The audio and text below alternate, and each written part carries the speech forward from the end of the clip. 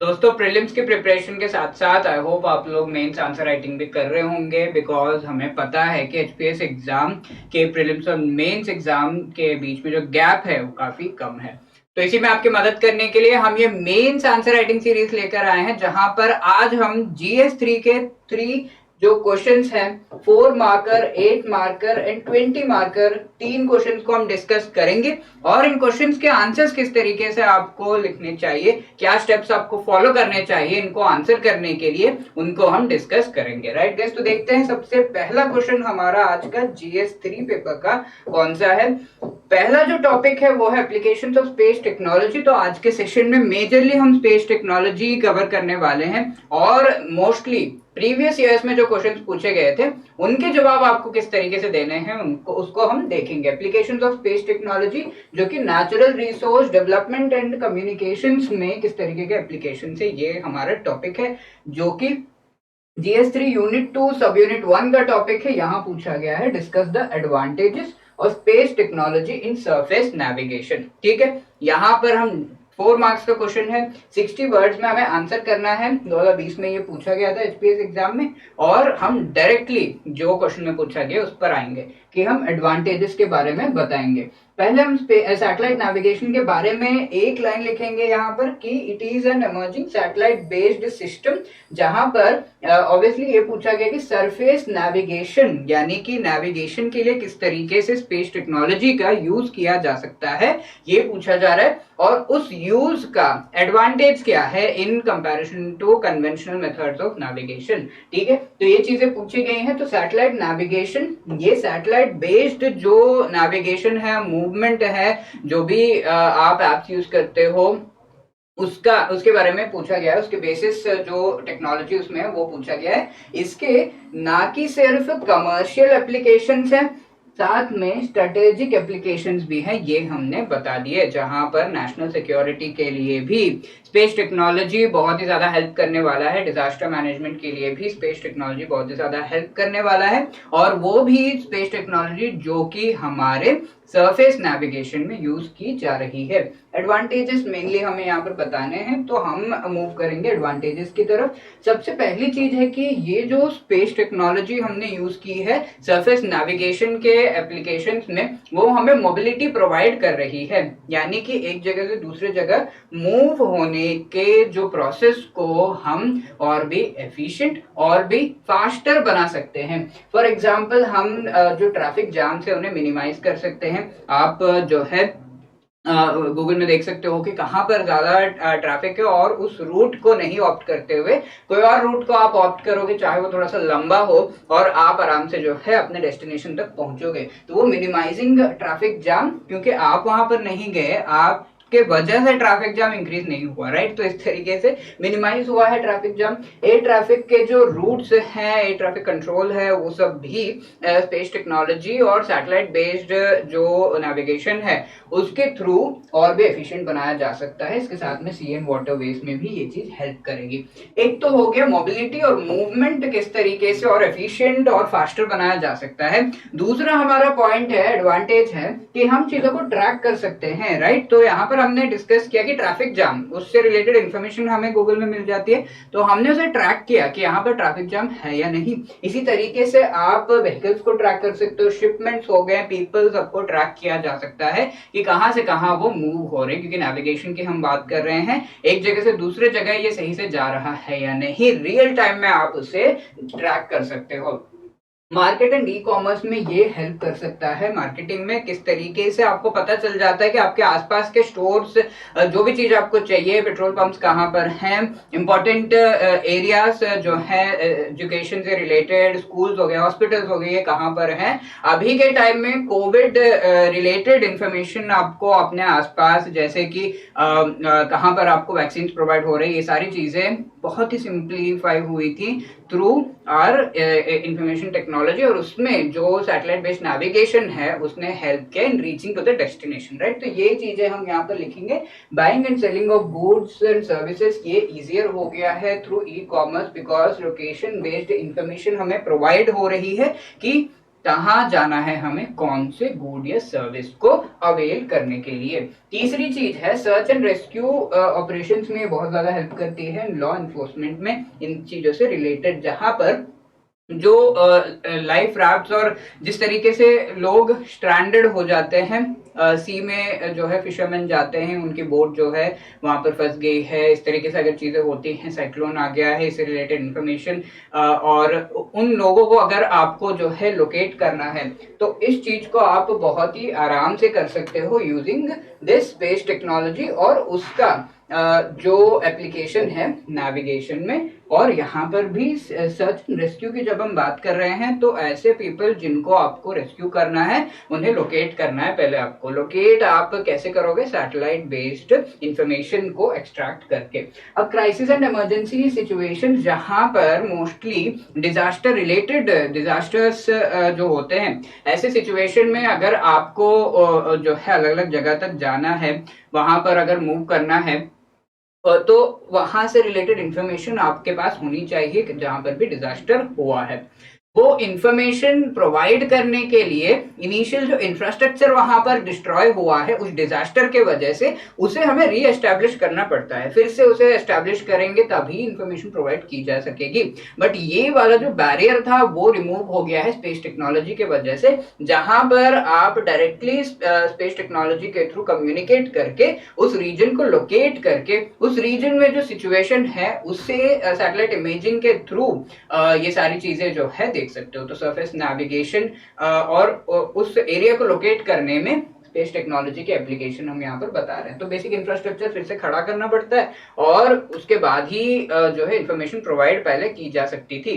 अभी का ये हो गया कि स्पेस टेक्नोलॉजी के यूज से चीजें फास्ट हो गई हैं और क्राइसिस को आराम से मैनेज किया जा सकता है। तो इस तरीके से हमने इंटरलिंक किया है, डिजास्टर मैनेजमेंट को भी यहाँ पर लेकर आए, क्योंकि कम्युनिकेशन एंड मूवमेंट यहाँ पर हमें स्पेस टेक्नोलॉजी बेस्ड सैटेलाइट्स के थ्रू जो है वो बहुत ही ज्यादा इंपॉर्टेंट है जब हम ऐसे एरियाज में एड प्रोवाइड करने की बात कर रहे हैं। एनडीआरएफ की टीम्स अगर जानी है वहां पर तो सिचुएशन को एसेस करना होगा, लोकेट करना होगा उस एरिया को एग्जैक्टली, तो उसके लिए हेल्प करता है स्पेस टेक्नोलॉजी। ओके, आगे बढ़ते हैं। सेकंड क्वेश्चन हमारे 8 मार्क्स का 120 वर्ड्स में हमें इसे आंसर करना है। Applications of space technology, same topic है हमारा natural resources development and communication, जो कि GS3 यूनिट 2 सब यूनिट 1 का है। यहाँ जो है 2019 में क्वेश्चन पूछा गया था एचपीएस मेंस एग्जाम में GS3 पेपर के, discuss applications of space technology in utilities mapping of smart cities plan. तो यहाँ पर एक ट्रेंड जो नोटिस करना होगा हमें वो है कि जब हमारा टॉपिक दिया हुआ है सिलेबस में कि स्पेस टेक्नोलॉजी के applications natural resource development and communication के अलग अलग सेक्टर्स और फील्ड्स से किस तरीके से रिलेटेड है, कौन से बेनिफिट्स वहां पर प्रोवाइड कर रहे हैं, तो यहाँ पर एक विंडो खुल जाता है कमीशन के लिए कि वो आपसे क्वेश्चन पूछ सके any scheme that is related to development, any scheme जो कि रिलेटेड है नेचुरल रिसोर्स मैनेजमेंट से, और इस स्कीम में अगर स्पेस टेक्नोलॉजी का यूसेज है और उसका मेंशन किया गया है जब भी स्कीम के बारे में बात होती है, तो वो चीज जो है एग्जाम में आ सकती है। इसका एक एग्जाम्पल यहाँ पर है स्कीम एंड स्पेस टेक्नोलॉजी को रिलेट करने का। यहाँ देखिए एप्लीकेशन ऑफ स्पेस टेक्नोलॉजी, वो भी एक स्पेसिफिक एरिया में जो कि यूटिलिटीज मैपिंग है, इसमें स्मार्ट सिटीज प्लान जो है उसमें किस तरीके के एप्लीकेशन से, ये पूछ लिया गया था 8 मार्क्स के लिए। तो स्मार्ट सिटीज प्लान के बारे में आपको पहले पता होना चाहिए और इस प्लान में स्पेस टेक्नोलॉजी किस तरीके से यूज हो रही है वो आपको पता होना चाहिए। यूटिलिटीज मैपिंग क्या होती है, उसमें स्पेस टेक्नोलॉजी कैसे यूज हो रहा है, ये आपको पता होना चाहिए। यहाँ पर क्या क्या चीजें हमें आंसर करनी है, सबसे पहले तो हम बताएंगे स्मार्ट सिटीज प्लान के बारे में, क्योंकि टोटल क्वेश्चन जो है वो सेंटर्ड है स्मार्ट सिटीज प्लान पर, ना कि स्पेस टेक्नोलॉजी पर। ये चीज आपको ध्यान देना होगा, राइट। तो इनिशियली हम ये बताएंगे, फिर दूसरी चीज जो हमें बतानी है वो है एप्लीकेशंस क्या है स्पेस टेक्नोलॉजी के स्मार्ट सिटीज प्लान की यूटिलिटीज मैपिंग से रिलेटेड, वो हम बताएंगे। तो स्मार्ट सिटीज प्लान क्या है, ये मिशन क्या है, 2015 में इसे लॉन्च किया गया है। कुछ ऐसे सिटीज जिन्हें स्मार्ट सिटीज बनाने के लिए, स्मार्ट का मतलब क्या है, इन सिटीज को हम स्मार्ट कैसे बना रहे हैं, ये बना रहे हैं by developing core infrastructure, clean and sustainable environment and giving a decent quality of life. ठीक है, तो हम इंफ्रास्ट्रक्चर इकोनॉमिक टर्म्स में क्रिएट कर रहे हैं, उसका जो इफेक्ट होगा वो सस्टेनेबल वे में होगा, यानी कि एनवायरनमेंट की भी परवाह कर रहे हैं, और हम डिसेंट क्वालिटी ऑफ लाइफ, जो कि एक सोशल वेलफेयर का एक बहुत इंपॉर्टेंट प्रिंसिपल है, वो भी इंश्योर कर रहे हैं। सारी चीजों को साथ में चलते हुए इन सिटीज को स्मार्ट बनाया जाएगा। मेन चीज यहाँ पर है कोर इंफ्रास्ट्रक्चर, यानी कि इंफ्रास्ट्रक्चर क्रिएट किया जाएगा, और इस इंफ्रास्ट्रक्चर को क्रिएट करने में कुछ एप्लीकेशंस में स्पेस टेक्नोलॉजी का यूज किया जा रहा है। यहाँ पर फोकस होगा इन सिटीज को सस्टेनेबल एंड इंक्लूसिव डेवलपमेंट की तरफ आगे बढ़ाने के लिए। सस्टेनेबल की जब हम बात कर रहे हैं, हमें ये पता है कि जो इकोनॉमिक बेनिफिट्स हैं वो तो हम प्रोवाइड करेंगे ही, पर इसके साथ में सोशल और साथ में जो एनवायरमेंटल डैमेज है वो मिनिमम से मिनिमम हो, ताकि फ्यूचर जनरेशन्स का इन इकोनॉमिक बेनिफिट्स का जो प्रॉफिट है वो मिले, ये इंश्योर करते हुए हम आगे बढ़ेंगे। तो सस्टेनेबिलिटी का मतलब यही है कि सभी चीजों को ध्यान में रखते हुए फ्यूचर जनरेशन्स तक जो भी काम हम कर रहे हैं उसका प्रॉफिट पहुंचे, उसको हम ध्यान में रखेंगे, और फ्यूचर जनरेशन्स भी उस रिसोर्स को यूज कर सके उसको हम ध्यान में रखेंगे। इंक्लूसिव का मतलब ये है कि इकोनॉमिक टर्म्स में हम रिच पीपल को तो प्रॉफिट होता ही है, पुअर पीपल को भी प्रॉफिट हो, और सोशल टर्म्स में अगर हम देखें तो हमारे सारे जो वर्ग हैं, वल्नरेबल हो गए या फिर नॉर्मल जो पीपल हैं, वुमेन हो गए, और ट्रांसजेंडर, या फिर हम चिल्ड्रन की बात करें, या फिर हम बुजुर्ग लोगों की बात करें, सभी को बेनिफिट्स पहुंचे, इस तरह का इंक्लूसिव डेवलपमेंट हो, ये इंश्योर करेंगे। ठीक है, तो उसमें यूज टेक्नोलॉजी का ज्यादा करना है, और उसमें स्पेस टेक्नोलॉजी का तो यूज है ही है। ठीक है, इसके साथ में one of the most important features is initiative is to map the utilities. ठीक है, यूटिलिटी मैपिंग का मतलब ये है कि कहाँ कहाँ पर अलग अलग तरह की चीजें अवेलेबल हैं। यूटिलिटी एक हो गया, स्कूल हॉस्पिटल्स कहाँ पर हैं, इनमें कोई डेवलपमेंट की ज़रूरत है क्या, उन्हें लोकेट करना, और वहाँ पर डेवलपमेंट किस तरीके से किया जा सकता है, इससे रिलेटेड इंफॉर्मेशन निकालना, उसमें स्पेस टेक्नोलॉजी का यूज किस तरीके से किया जा रहा है वो चीज पूछी गई है। तो यूटिलिटीज आर द वेरियस, जो इंफ्रास्ट्रक्चर की हम बात कर रहे हैं उससे रिलेटेड, अगर हम मूवमेंट की बात करें, ट्रांसपोर्टेशन की बात करें, तो हम क्रिएट कर रहे हैं मेट्रो ट्रेन्स, हम एडवांस्ड इलेक्ट्रिक बसेस लेकर आ रहे हैं, ये सारे स्मार्ट सिटीज प्लान का पार्ट तो है ही है, ये पार्ट बन जाते हैं यूटिलिटीज का। और ये यूटिलिटीज कौन से एरिया में हमें जो है लेकर आने हैं, उसको मैप जब करने की बात आती है, मैपिंग की जब बात आती है, तो कन्वेंशनल वेज हम यूज करते हैं जहां पर स्टैटिस्टिक्स वगैरह यूज किया जाता है, और उसके बेसिस पर ये प्लान किया जाता है। बट अब स्पेस टेक्नोलॉजी का यूज किया जाएगा, जियो रेफरेंसिंग, जहां पर स्पेस से कौन से एरिया में किसी भी एरिया से रिलेटेड आप एक तो लोकेशन का इंफॉर्मेशन निकाल सकते हो, साथ में और भी अलग अलग इंफॉर्मेशन और डेटा जो मिलता है, उससे वहां के इकोनॉमिक कंडीशंस, वहां के सोशल कंडीशंस से रिलेटेड इंफॉर्मेशन भी निकाल सकते हो, डिड्यूस कर सकते हो। तो ये चीजें जो है मैपिंग द यूटिलिटीज में आएगा। बेसिकली जो इंफ्रास्ट्रक्चर क्रिएट करना है उसमें जो यूटिलिटीज यूज होंगे उससे रिलेटेड एप्लीकेशंस अगर हम देखें यहाँ स्पेस टेक्नोलॉजी का किस तरीके से है, सबसे पहले तो हमें ये पता होना चाहिए कि कहाँ पर क्या चीज है।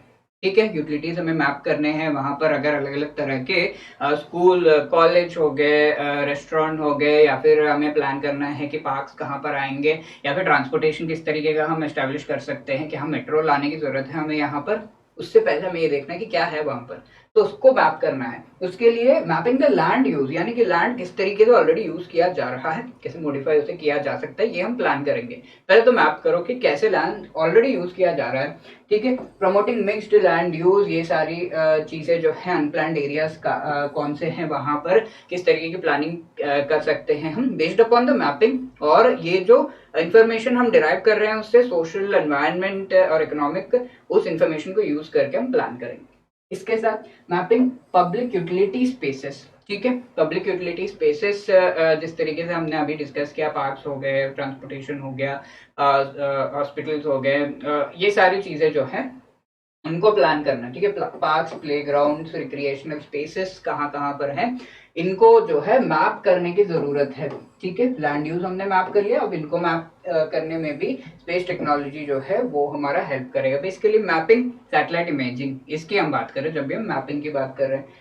मैपिंग सर्विसेज प्रोवाइड करने में भी स्पेस टेक्नोलॉजी हेल्प करेगा। अब हमने ये देख लिया कि कहाँ पर क्या चीज है। अब हम इंफ्रास्ट्रक्चर जब डेवलप कर रहे हैं स्मार्ट सिटीज प्लान के तहत, उस इंफ्रास्ट्रक्चर का एक बेनिफिट होगा अलग अलग यूटिलिटीज को लोकेट करना, कि भाई पार्क यहाँ पर है, ठीक है, यहाँ पर आपको जो है ये रिक्रिएशनल सेंटर मिलेगा। कैसे पता चलेगा, कैसे मैं जाऊं, डायरेक्शंस कहाँ से मिलेंगे, स्पेस टेक्नोलॉजी इसका जवाब देगा, ठीक है। तो मैपिंग सर्विसेज और उनकी एक्सेसिबिलिटी किस तरीके से है उसको एनहांस करना, स्पेस टेक्नोलॉजी। ये जब आपको अपने फोन पे पता चल रहा है कि ये रास्ता आपको पकड़ना और ऐसे जाना है, तो वहां पर स्पेस टेक्नोलॉजी और सैटेलाइट इमेजिंग का यूज किया गया है, और इस सब से होगा बेटर गवर्नेंस, ठीक है। ये जो टॉपिक है यूटिलिटीज मैपिंग के बारे में शायद हमें पता नहीं होगा, तो इसको आंसर करने का ये तरीका है जहां पर आप इस जो स्कीम है उससे पहले के कंडीशंस, स्कीम अप्लाई करने के कंडीशंस और उसके बाद के कंडीशंस को ध्यान में रखो तो आप ये कर सकते हो। पहले तो आप मैप करोगे लैंड यूज कैसा है, कैसी यूटिलिटीज है, फिर आप जो है जब सर्विसेज प्रोवाइड की जा रही है उनको लोकेट करने से रिलेटेड स्पेस टेक्नोलॉजी का यूज करोगे, और अंत में ये तो आप पॉइंट ऐड कर ही सकते हो कि इस सब से होगा बेटर गवर्नेंस, बेटर आप डिसीजन जो है पॉलिसी मेकर्स ले सकते हैं, right. Take bold new initiative है, और ये एक एग्जांपल सेट करेगा बाकी जो सिटीज हैं उनके लिए भी, जो स्मार्ट सिटीज मिशन है वो आप कहोगे। आगे हम बढ़ते हैं, यहाँ 20 मार्क्स का क्वेश्चन 400 वर्ड्स में। यहाँ पर पूछा गया है ये from the topic important mission and programmes of department of space and ISRO, ठीक है। GS3 पेपर का सब यूनिट 2 यूनिट 2 सब यूनिट 1 का ये टॉपिक है। क्वेश्चन है 2020 में जो 20 मार्क्स के लिए पूछा गया था, India has achieved self reliance in satellite launching, elaborate this statement with the sequence in development of launch vehicles technology and its present status in India। सारी चीजें सैटेलाइट लॉन्चिंग व्हीकल से रिलेटेड यहाँ पर पूछ ली गई हैं। तो सबसे पहले हमें जो है ये बताना होगा कि किस तरीके से लॉन्च व्हीकल्स डेवलप हुए हैं इंडिया में। लॉन्च व्हीकल्स वो होते हैं जो कि सैटेलाइट्स को लेकर जाते हैं स्पेस में, राइट। तो लॉन्च व्हीकल्स के बारे में हम बताएंगे, उनका सीक्वेंस बताएंगे। पहले तो लॉन्च व्हीकल्स के बारे में उनके सीक्वेंस बताएंगे, अलग अलग इंडिया में क्या लॉन्च हुए हैं, और यहाँ पर सेल्फ रिलायंस की बात जो की गई है उसे भी हम जस्टिफाई करेंगे, राइट। तो इस तरीके से हम इस क्वेश्चन को 3 पार्ट्स में ब्रेक कर रहे हैं। पहले हमने बता दिया लॉन्च व्हीकल्स के बारे में, और अभी का अगर हम सिचुएशन देखें तो PSLV GSLV नाम के 2 launch vehicle actually operationally use किए जा रहे हैं। PSLV is the polar satellite launch vehicle, जो कि एक ऑर्बिट, जिसे हम पोलर ऑर्बिट कहते हैं, उसके इर्द गिर्द अगर आपको कोई सैटेलाइट जो है उसे प्लेस करना है तो वो PSLV करता है। Polar is something that is around the poles, north and south poles. अब अगर आपको कोई भी जो है जियो स्टेशनरी ऑर्बिट कहा जाता है दूसरे ऑर्बिट को, जो कि इक्वेटर के इर्द गिर्द होता है, राइट गाइस। तो आपने ये चीजें पढ़ी होंगी, उसमें अगर कोई सैटेलाइट को लेकर जाना है तो GSLV का यूज किया जाता है, mainly geosynchronous satellite launch vehicle, okay. तो यहाँ ये दोनों अभी ऑपरेशनल है। लॉन्च व्हीकल्स क्या करते हैं, स्पेसक्राफ्ट को स्पेस में लेकर जाते हैं, ये हमने बता दिया। अब इंडिया में हाई एक्यूरेसी जो है वो अचीव की गई है इस सेक्टर में, और इंडिया स्पेस प्रोग्राम ने लॉन्च व्हीकल्स का जो है सेल्फ रिलायबिलिटी की जो बात की गई है वो हो गया है, राइट। तो ये चीज हम बताएंगे।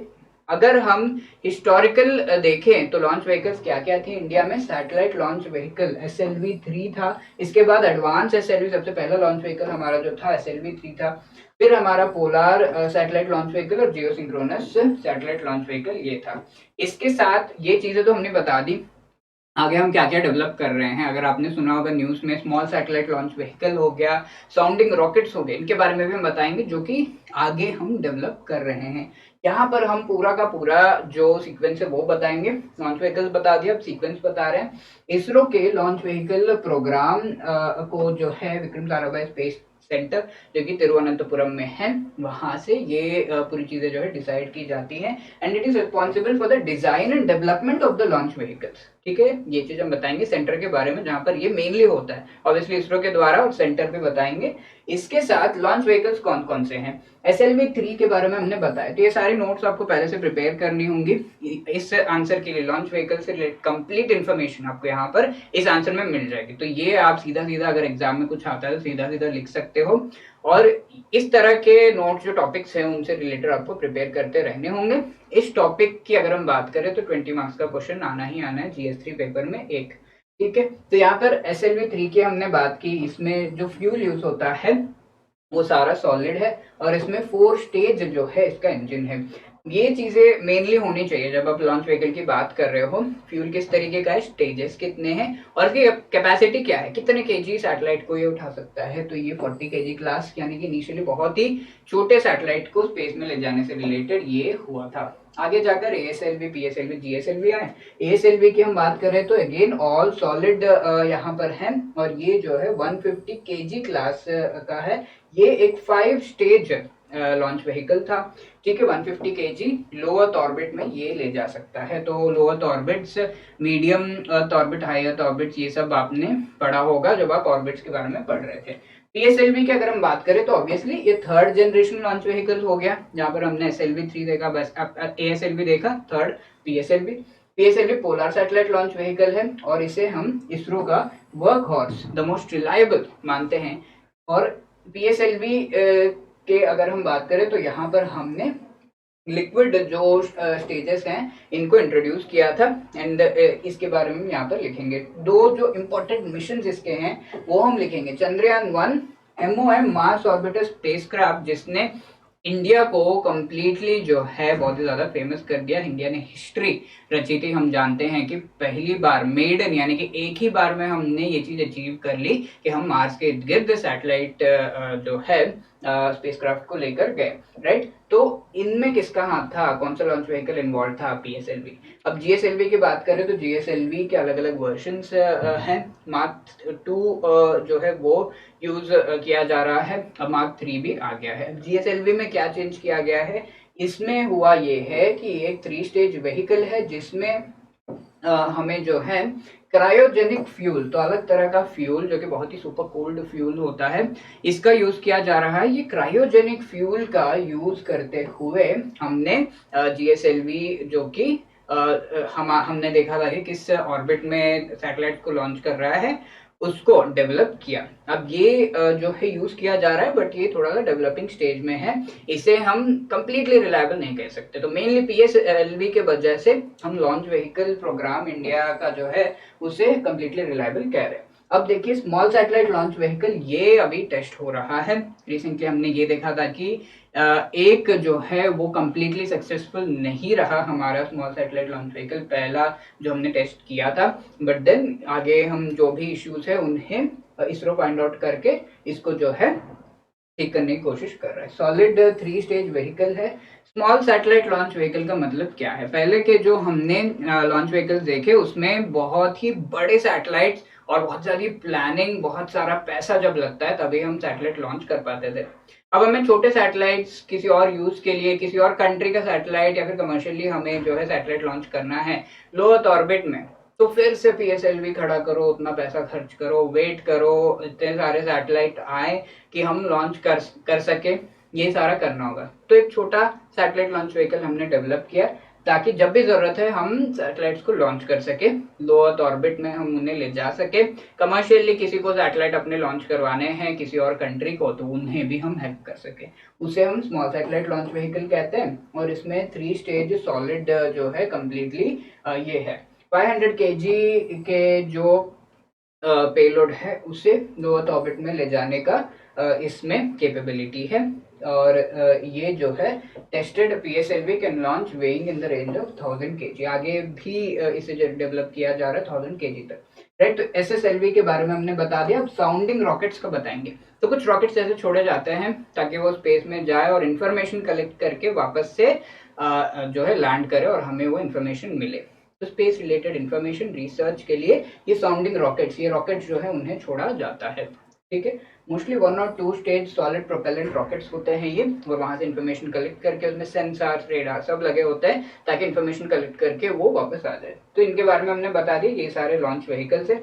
और इस तरीके से पीएसएलवी के बेसिस पर अगर हम देखें तो हम कह सकते हैं कि ऐसा हमारा जो लॉन्च व्हीकल प्रोग्राम है उस पर भी आप एक दो पॉइंट्स यहाँ पर लिख सकते थे कि लॉन्च व्हीकल प्रोग्राम जो है वो काफी ज्यादा रिलायबल है। वो चीजें हमने पीएसएलवी में ही बता दी थी कि कैसे मार्स ऑर्बिटर मिशन हो गया, चंद्रयान 1 हो गया, उसमें जो है पीएसएलवी का यूज हुआ है, राइट। तो ये लॉन्च व्हीकल्स इंडिया को एक global global player in this field बना सकते हैं। इंडिया बहुत ही ज्यादा रेप्यूटेड है स्पेस प्रोग्राम से रिलेटेड ऑलरेडी, राइट। तो ये हमारे 3 क्वेश्चंस हो गए। और इसके साथ मैं आपको याद दिलाना चाहता हूं कि आप अगर प्रीलिम्स एग्जाम एचपीएस का प्रिपरेशन कर रहे हैं, आपके प्रिपरेशन का बहुत इंपॉर्टेंट पार्ट होना चाहिए मॉक टेस्ट। इसमें आपकी मदद करने के लिए ये प्रीलिम्स टेस्ट सीरीज हम लेकर आए, जहां पर prelims test series solve previous question, current affairs की जो मैगजीन के पीडीएफ है, हिमाचल जी के मॉड्यूल और लाइव रिवीजन सेशंस आपको प्रोवाइड किए जा रहे हैं। इसके साथ में अगर आपको लगता है कि आपके प्रिपरेशन उतने अच्छे लेवल पर है नहीं, आपको नोट्स की जरूरत है, गाइडेंस की जरूरत है, तो आप हमारा पावर पैक जो है इसे ले सकते हो। प्रीवियस जो टेस्ट सीरीज मैंने दिखाया था वो 800 रुपीज का, और यहाँ पावर पैक में आपको complete GS module, prelims test series, complete CSAT का जो मॉड्यूल है, स्पेशल हिमाचल जी के मॉड्यूल और कंप्लीट करंट अफेयर्स आपको प्रोवाइड किए जा रहे हैं 2400 रुपीज में। ओके, तो ये जो है इनका लिंक आपको डिस्क्रिप्शन में मिल जाएगा। एंड आई होप इस सेशन से आपको काफी अच्छा आइडिया लग गया होगा कि ऐसे क्वेश्चंस को आपको कैसे आंसर करना चाहिए। आपके कमेंट्स और फीडबैक हमारे लिए बहुत ज्यादा इंपॉर्टेंट है। कोई भी आप जो है क्वेरी है आपकी, तो वो भी आप कमेंट सेक्शन में पूछ सकते हो। Please do comment in the comment section. Thank you so much guys. जय हिंद।